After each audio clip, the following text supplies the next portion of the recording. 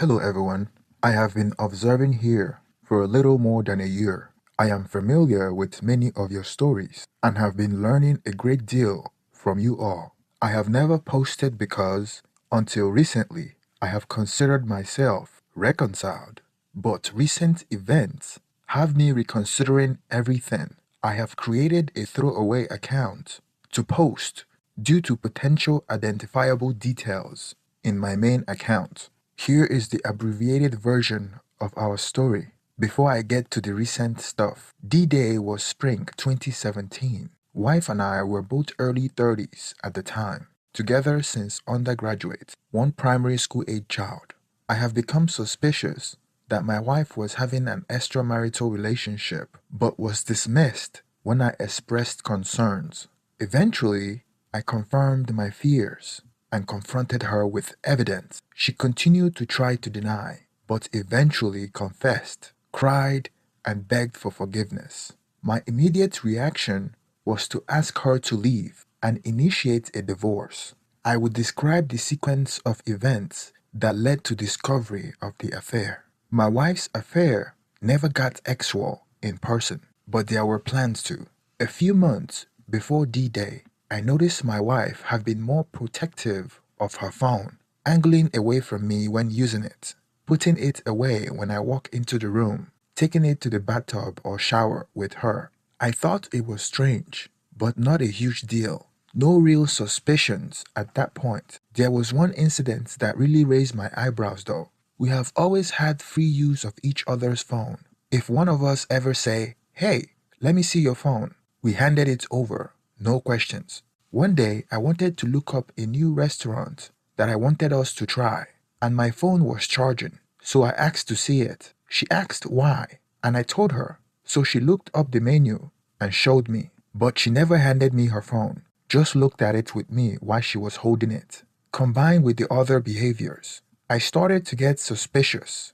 After sitting on my concerns for a few days, I brought it up and asked her if there was something going on with someone else. She told me, of course, there wasn't, but one of her friends was going through something very personal and sensitive, and that she was trying to protect her friend's privacy. She assured me that she loved me and would never do anything to jeopardize us or our family. It was understandably that she would want to be a good friend, so I dropped it. But that sinking feeling in my gut kept telling me that something wasn't right. The sketchy behavior stopped. Well, I thought it did, but evidently, I just made her aware enough to not be so obvious.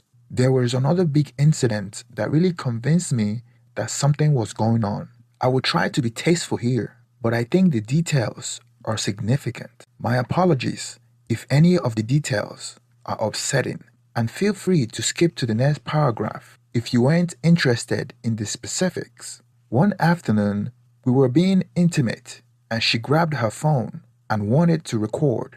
This was unusual, as she's really reserved and has always been slightly uncomfortable with cameras, even out of the bedroom. So this was weird, but I thought maybe she wanted to add some excitement. I asked her what the deal with the camera was. She kind of sheepishly answered that she wanted to watch herself. I was glad to see a more adventurous urge, so I went with it. She began to perform mouth and record herself with her selfie camera, and she's really into it. She normally only performs this act when I ask, but she volunteered this time and was very enthusiastic, staring into the camera and making sensual noises. When it was over, she made a big display for the camera to show that she had swallowed the result, which was something that she never did as well.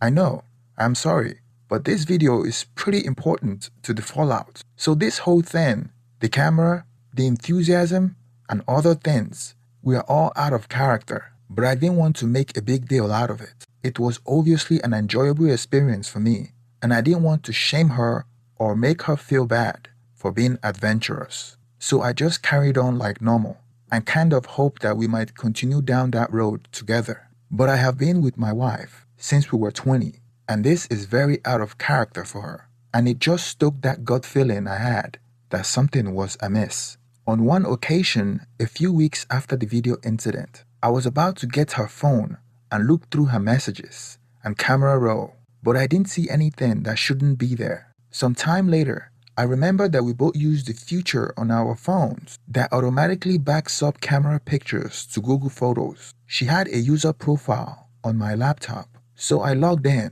and used her saved credential to access her Google account. Nothing unusual on her email, but my heart dropped when I opened her photos. There were a lot, and I mean a lot of lewd photos and extra videos backed up there, going back for about 4 months. I had never seen any of them, so they weren't taken for or sent to me. She had deleted them from her phone, but not from her backup, I guess. I booted up the video camera on her phone and scrolled the screen over what I found, in case she somehow remembered and deleted it before I confront her about it. I sat on the info for a few days, trying to give her the benefit of the doubt and think of any reason that those would be there. This was before OnlyFans really took off, but I thought maybe she was posting exy stuff online somewhere. But this would have been wildly out of character for her. Like I said, she's always been very private and reserved. I honestly couldn't conceive of any situation other than being involved with someone else that would account for this. I again told her that something was off with her and that I suspected that she was involved with someone else. I didn't tell her what I found, as I really hoped that she would have some explanation that would clear things up and make me look silly. She got a little indignant, telling me that we have been through this already and that of course there wasn't anything going on. I asked her again if there were anything that she wanted to get off her chest, and she again said no. I had accessed her Google account again in anticipation of this conversation, so I showed her everything that I have found and told her that she needed to explain all the extra content in her Google account. She looked a little shocked, but composed herself quickly and said that I have ruined the exy anniversary gift that she was intending to give me. Since we both have to leave town from time to time, she wanted me to have some spicy content from when we were apart. I didn't buy it. I bluffed and told her that her Google account wasn't the only thing I had access to, and if she didn't tell me the truth immediately, I would leave. She broke down crying, saying that it wasn't what it looked like. She was sorry, and that she didn't do anything, but was just being stupid. I asked her who he was, and she said he was a colleague. They met at a regional function for work late in 2016, about 7 months before D-Day. He works in the same position as she does at a different branch of the same company. It was in another major city in our state, about 200 miles away. They initially corresponded via email about work-related stuff, then exchanged numbers. She swore that her intention was just to share professional advice and tips, since he had been in that position for several years, why she just got promoted to that position, and that initially that was the nature of their correspondence. The text slowly got more personal, with him eventually initiating flirting, which she reciprocated. He recommended that they move their conversation to an encrypted messaging app. My impression is that this slimeball made a habit of pursuing married women, so they did.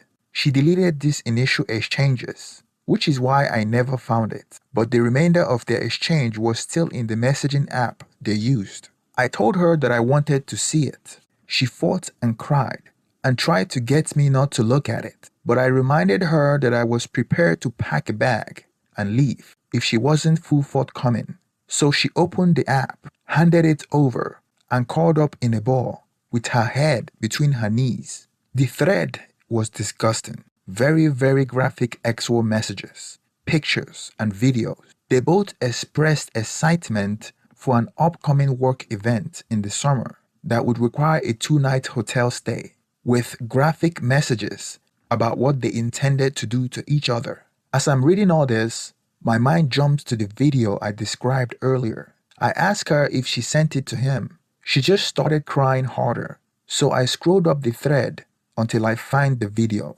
They sent several messages back and forth about it, including him telling her how much he enjoyed pleasuring himself to it, and how hot she thought that was, and so on. Man, that really hit me hard. I felt so unbelievably violated by her sharing this video. Not only did she share a very private, intimate video of me in a very vulnerable act. For context, I have never taken a pee pic, much less sent one. Sharing this with anybody would have been a very big deal for me, much less someone she was involved with. But they also made me an unwilling participant in their ex-war relationship. Maybe not really, but it certainly felt like it. Looking back, it also really hurt to think that I was just a proxy for her and affair partner in the video, and all the adventurousness that I was excited to see was for him, not for me. So I left and told her that I wanted to divorce. She moved out, but continued to express her desire to work things out. I met a few divorce attorneys, and the divorce settlement would likely result in a big financial lifestyle hit, plus split time with the kiddo. After a detailed review of my finance and many conversations with my parents, mentor, and friends, I decided that divorce was the best option. I could likely recover from the financial losses in plenty of time to retire on time, and my daughter would be better off with happy parents than married parents if she couldn't have both. When I met with my wife to let her know that I have made the decision to start the divorce, she offered a deal, agreed to a trial separation of both a year to cool off and meet with a marriage counselor. Then if I still wanted to proceed, she would agree to mediate divorce with equal custody and a more favorable asset split. I thought it over and agreed. I told her that I intended to treat our separation as if I was single. We have been together for so long, and I was quite inexperienced when we started dating, so I felt like I needed experience to make a good decision about our future. I told her I would not be comfortable with her doing the same, and if she thought this was unfair or she was not comfortable with this asymmetry, then we could proceed with divorce. She wasn't happy but understood and ultimately agreed. I started dating pretty quickly and have a few casual relationships with women I knew. I met a woman at the gym that I saw romantically for a few months. I think my wife thought I was bluffing about the dating arrangement though, as she didn't handle things well. At our first marriage counseling appointment, we were introducing ourselves and explaining the circumstance. Marriage counselor asked if I was actively dating, and I said yes. My wife said something to the effect of, "I don't see any point in us doing this if you are effing other women." After the session, I told her I agreed and that I thought marriage counseling was a bad idea. She apologized and backtracked, but I told her that we could revisit the idea somewhere down the road. In the following months, she sent me periodic texts, usually late at night, asking how I could do this to her and if I hadn't punished her enough yet. After about a year and a half, I started leaning towards getting back together. We had been working well together as co-parents and spending family time together with our daughter. Aside from that, dating is awful. Maybe it was too soon, but it was so frustrating. I was meeting women and going second and even third dates, but I just couldn't imagine anything more than a casual relationship with any of them. I decided to stop dating after about a year of separation, and this opened the door to spending more time with my wife. In early 2019, I invited her to move back in so that we could live together as a family again. My daughter was over the moon. The parenting became the basis for rebuilding our relationship. I trust my wife so many ways. She's a great mother. I trust her to make good and responsible decisions financially. I want her to make medical decisions in the event I am unable to do so. But the romantic love just never came back. I no longer feel blessed to have her in my life. Our relationship is inadequate, I guess. It doesn't detract from my happiness, but it doesn't really contribute much to it either. I have always hoped that it would come back eventually, but we have been back together for over 4 years now, and I think this is likely as good as it will get. But for now, I am a prudent partner, and I get to be a dad every day. So that's enough. At least it was. Recent events have destabilized the relationship and I am kind of spiraling. During the aftermath of the affair, I leaned really heavily on my best friend. We have been best friends since we were teens, and I've been there through all the major life events like graduations, weddings, birth of children, and etc. Despite both having full lives, we work out together several times a week, and he really put me on his back during those initial months of our separation, keep tabs on me daily, held me accountable to take care of myself, made sure I drank responsibly, pretty much make sure I didn't turn to a drunk slob until I got my legs under me again. Well, around Thanksgiving last year, he became very distant. He couldn't keep our gym appointments or hang out at all. But I didn't think it was that unusual with the holidays, family, and work. We all get busy that time of the year. I would text to check in, and he would respond with terse messages or a thumbs up reaction. No big deal. He needed space, and I just made sure to check in and let him know that I cared and was there for him. In January, my wife came home and asked me why I didn't tell her that my best friend and his wife were divorcing. I had no idea what she was talking about. She told me that his wife had called her asking for advice on how she was able to move beyond her affair and convince me to stick out the marriage. She gave her pretty standard advice: full disclosure, transparency, patience, respect, and etc., and recommended some readings. She was outraged on his behalf. I really had to bite my tongue since she didn't seem to see the irony. I was crushed for him. I knew as well as everyone what he was going through, and I wondered why he didn't lean on me. He was awesome to me after my wife's affair, and he would have to know that I wouldn't judge him. So I started reaching out to him, inviting him to the gym, to get drinks, to play disco golf, all this stuff we used to do. Finally, he agreed to drink. We met, and he wasn't glad to see me at all. Really short and unfriendly. We talk. He finally started to let the story out, and he told me that at one point his wife told him, "Jake got over it. Why can't you?" And that affairs are parts of lots of marriages. His wife was incredulous, and he would want a divorce. I could tell he blamed me, at least partially. It cut like a knife. The idea that I contributed even to the smallest way to this terrible fate of being visited upon by a friend hurt almost as badly as my wife's affair did. Did me staying with my wife make this more likely? Does forgiving infidelity make it more acceptable? Can I help my friend at all? I tried to explain why I stayed, and that our relationship was very utilitarian at this point, that our marriage wasn't like it was before. But he didn't care. He's entitled to his anger, so I understand. This whole episode has reopened deep wounds. My wife and I haven't been intimating in 2 months. I can barely look in her eyes and recoil from the physical touch. I am seriously considering divorce again. My daughter is older now and is better equipped to handle a potential divorce. At this point, my daughter is old enough to express her wishes, and I know I can trust my wife to be a great co-parent, regardless of our relationship status. I really feel like we have been set back years at this point. I feel so guilty, and frankly, a little disgusted with myself. Has anyone else experienced this overwhelming guilt, especially this far along? How do you deal with it? I know intellectually that I am not responsible, but his judgment is weighing really heavily on me, as is the fact that I can't help him the way he helped me. I really just don't know what to do. Advice or encouragement is much appreciated.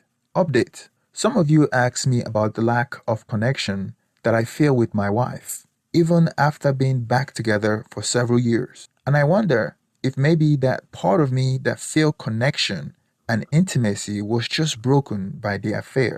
During our conversation, access just felt empty. I remember laying there in bed after one weekend, thinking that I should be feeling something. I was with a beautiful woman, sharing a vulnerable and beautiful moment, but I just didn't feel anything. The whole time, I just wanted the connection and intimacy that access used to provide for my wife and I, but I just never did, which made me feel guilty and pretty bad about myself. I hoped that when my wife and I got back together, that I would finally feel the sense of satisfaction and connection again. But I wasn't with her either. All the physical stuff is good. Excess is pleasurable, but not satisfying. It feels like I am sleeping around with my wife, if it makes any sense. Things have gotten a little better with my wife since I posted. We have talked a little bit. She's perceptive and smart, so she knew what was bothering me. I asked her in particular why she felt like she could judge my friend's wife for doing the same thing that she did. She said that she didn't do the same thing. Mike's wife slept with someone else multiple times, and she never did. She evidently convinced herself that she never had any intention of having excess with a fair partner. I reminded her about the exchanges, and she said something like, I effed up and got carried away, but I wasn't really going to do anything. She doesn't get it. Or maybe I don't. I don't know.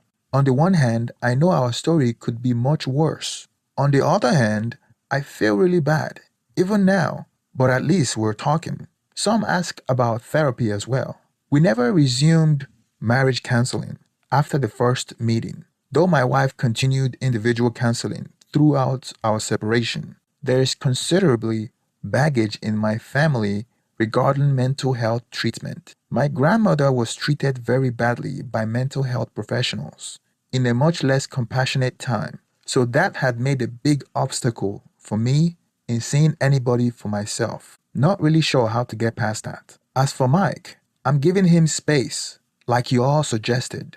I texted him that I loved him, that I am sorry for what was happening to him, and that I will be there if he needed me. He responded with a thumbs up. Poor guy, I wish I could help him. Thanks again for you all for being a sounding board. I can't tell stuff like this to anyone in my life. Either they judge me or they judge my wife, and that doesn't help anybody. Advice and encouragement are appreciated again. Update. We had excess tonight, for the first time since just after New Year, and the incident with Mike and his wife. She had a few glasses of wine after work and initiated rather aggressively. She is and always has been a very beautiful woman, and my urge for physical release has been building significantly in recent weeks.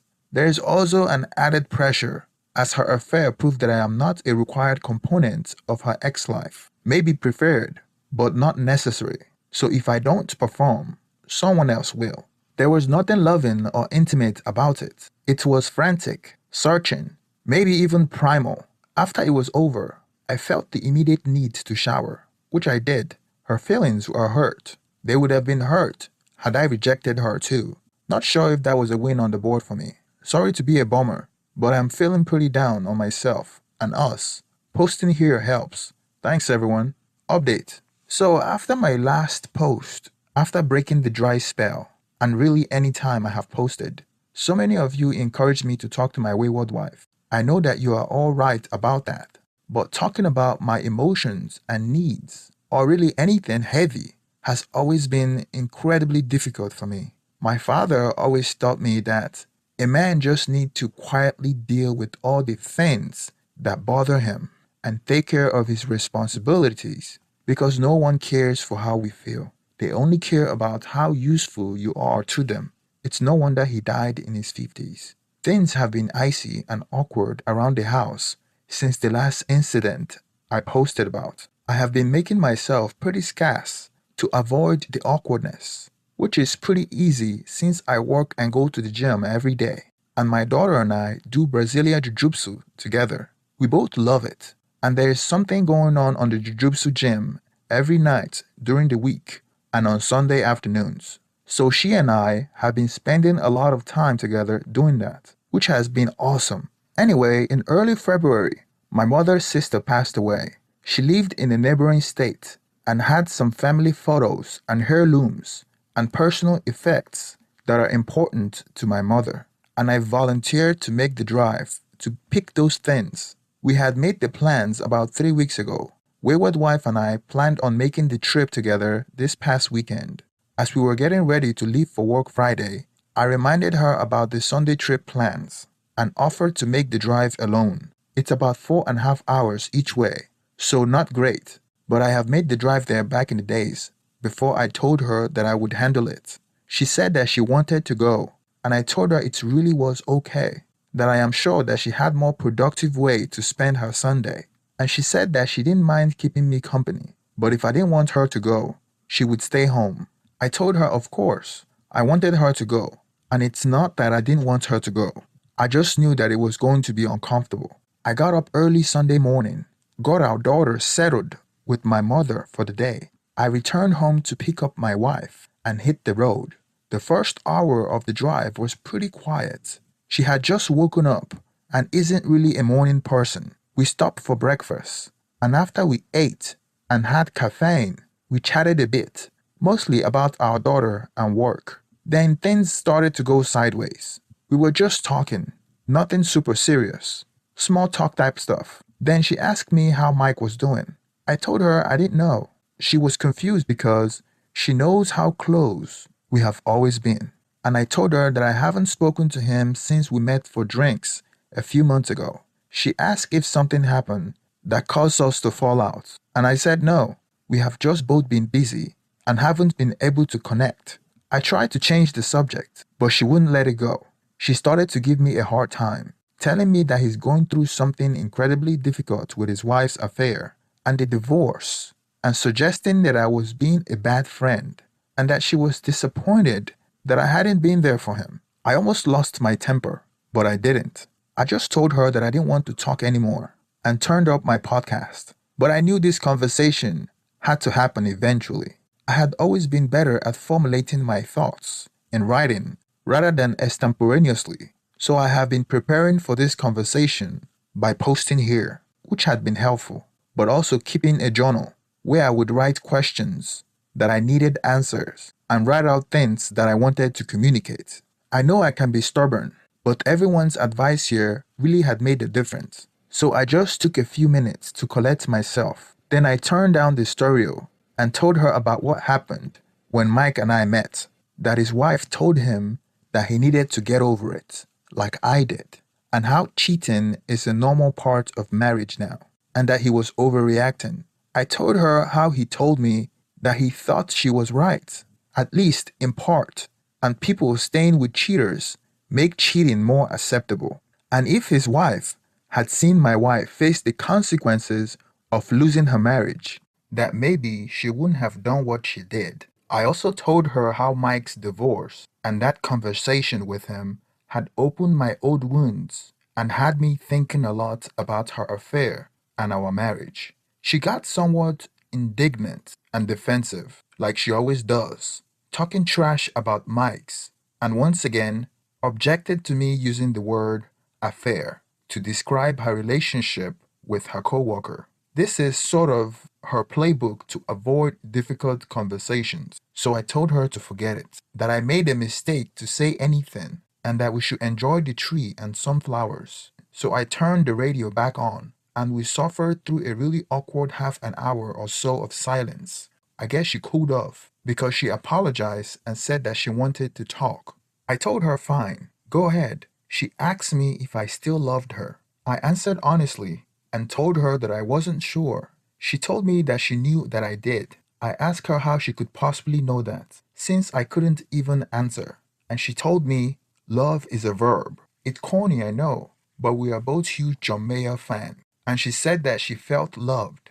She told me that doing what it took to keep our family intact, being a great dad, taking care of my responsibilities every day, opening our home to her even during our separation. She told me that even when things were at their worst with us, she knew that she could depend on me without questions if ever she needed me, and she always felt like she and our daughter were safest when they were with me. She said all those things were acts of love, and as long as she felt loved by me, then I was loving her. Then she asked me if I thought she loved me. I told her that I knew she did, that her life would likely be easier if she decided to leave, and that love would be the reason why she had continued on with me. But I seriously questioned how she could love me when she jeopardized our family during her affair. I told her that there must be some insufficiency with me that caused her to become involved with someone else. and I couldn't understand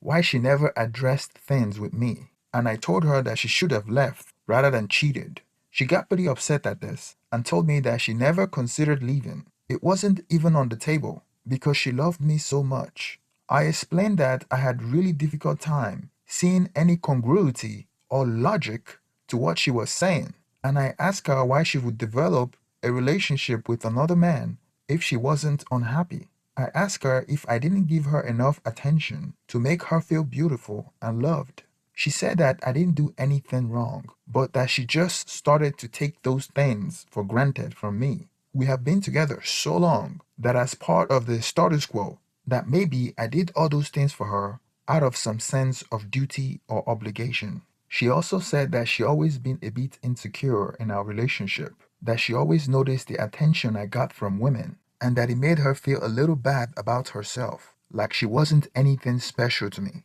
If she wasn't there, I would have had a lot of options. That was one of the things that drew her to her affair partner. He was a good deal older than us, short, balding, pudgy, pretty much the physical opposite of me in a lot of ways. She said she saw pictures of his wife. She was rather average looking, middle aged woman. Nothing wrong with her at all. But my wife was younger and more attractive, and she felt like something special to him. So his attention made her feel really good about herself, that she really enjoyed the lustful, almost obsessive attention that he gave her. She knew that she was the only thing like that in his life, and it felt almost like a drug. I asked her if she ever suspected or worried about me cheating on her, and she said no. She knew that I wouldn't cheat on her, that even if I wanted to, my sense of loyalty and commitment wouldn't allow me to. She still thought I was bluffing about dating others during our separation until I actually started doing it, which was why she got so upset